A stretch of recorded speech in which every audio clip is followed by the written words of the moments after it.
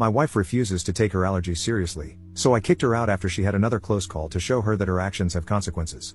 Last night, my 33M wife, 33F, came home from work and pulled out a container of something I wasn't familiar with and sat down to eat.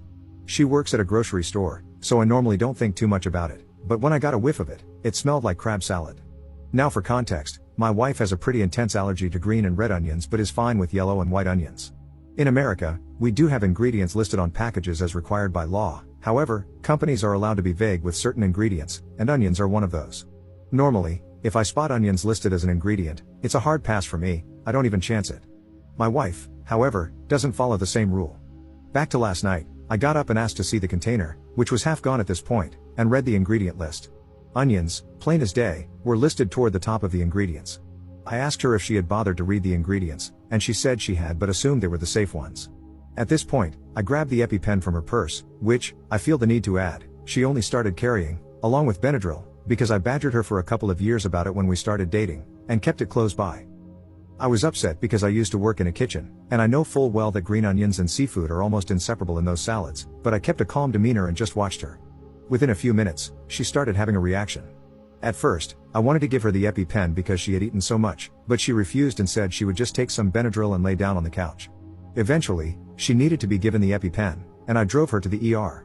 Keep in mind, this was taking place at about 12 a.m., and I had to work at 8 a.m. We got to the ER, and they admitted her. The doctors told me that she needed to stay overnight for observation because of how severe her reaction was. I spoke with my wife about it. We know the staff there pretty well, and I knew she was in good hands, so I checked with her to see if she would be okay if I went home to get some sleep before work. She said it would be totally fine. However, as I was leaving, I chose to call her mom and ask if my wife could spend the next couple of days at her house. You see, I was furious with her at that moment because I felt like I was the only one who took her allergies seriously, and I'm not even the one who could literally die from eating the wrong onions. This isn't the first time she has been careless and ended up needing to go to the hospital because of her reaction. There have been many times before when she just ate first and asked questions later, and it frustrates me to no end that she doesn't take a few moments to read the ingredients and avoid onions she cannot plainly identify. Since I wasn't getting through to her, and the hospital visits seemed to make no difference, I decided that having her stay at her mother's house for a few days might send the message. I got home, packed her a suitcase for the next few days, and when I got the call that she was being discharged at 7 a.m., I picked her up and drove her to her mother's house. I told her as I was dropping her off that this wasn't permanent, but I needed a couple of days to cool down, and she needed to be monitored anyway since she had just gotten out of the hospital. I felt this was the best course of action. She cried a lot and begged me to take her home instead, but I refused to budge. Her mom brought her inside, and I told her that I would be blocking my wife's calls for the day while at work, so if there was an emergency, she would need to contact me through her mom. Her mom agreed and told me that this was probably the best idea since she was just as frustrated that her daughter didn't seem to take this seriously. So here I am now, at work and feeling like I might be overreacting by kicking her out for the next few days. Did I? Edit. So, I realized after reading a few responses that I might seem a little heartless here, so I want to clear a few things up. I am only blocking her calls during work because it's a double shift, and I need to be fully attentive to my job. Since I didn't get any sleep, it's going to be challenging enough as it is. If something serious happens, her mother can and will call me.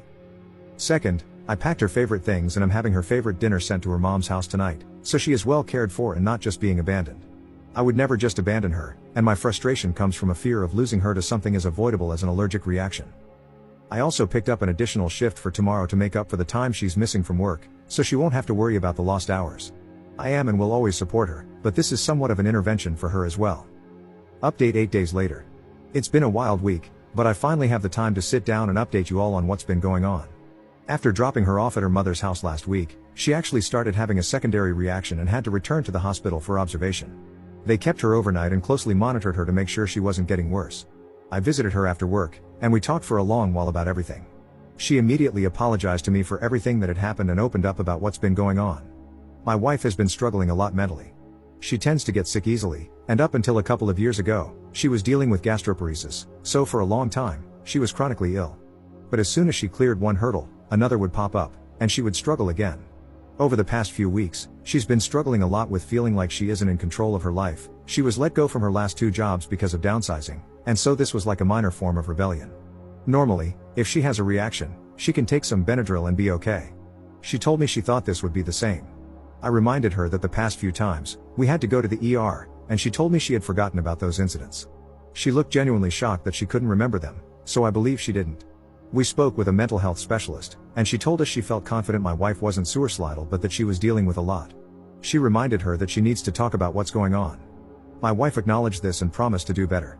She was discharged and sent home with a short-term prescription for some steroids to help, and I took her back home. The next couple of days were hard for her. The steroids made her feel miserable, and she repeatedly told me that this was definitely the worst she had felt in a long time. I sympathized but also reminded her that this was pretty avoidable. She made a commitment to be more careful, and later, I could see that she was serious.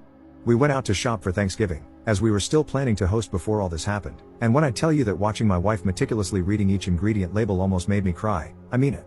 My wife isn't the kind of person to make empty promises, but seeing her actually being proactive made me so happy inside. When we passed the seafood section, she flipped off the crabs, and I laughed harder than I have in a long time. Thanksgiving came and went with no problems, and honestly, I noticed my wife seemed a lot happier than she had been. When I mentioned this after dinner, she admitted that she felt like a large weight had been lifted off her shoulders after our talk in the hospital about her mental state. She felt silly for keeping all of her worries inside for so long. I ended up showing her my post, and she was actually receptive to it. She did mention that some of the commenters were a little mean and that the one about me getting a vasectomy was hilariously unhinged, but overall, she was a good sport. So we are doing well overall now. We want to thank everyone who reached out and all the commenters who were genuinely trying to be helpful. You were a source of grounding for me when things were spiraling out of control.